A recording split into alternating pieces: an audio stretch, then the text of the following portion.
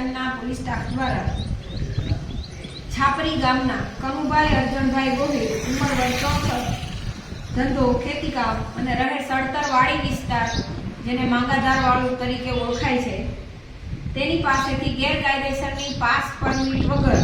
લીલા ગાંજાના છોડ નંગ 50 તેની પોતાની કબજાની વાડીમાંથી મળી આવતા તેની પાસે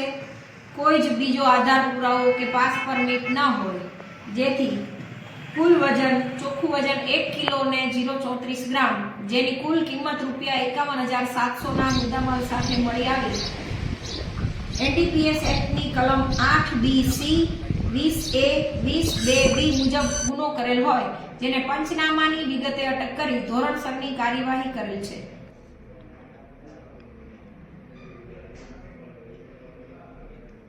પેટ અંદર લઈ લેજો જલ્દીથી। મારા નથી ચાલુ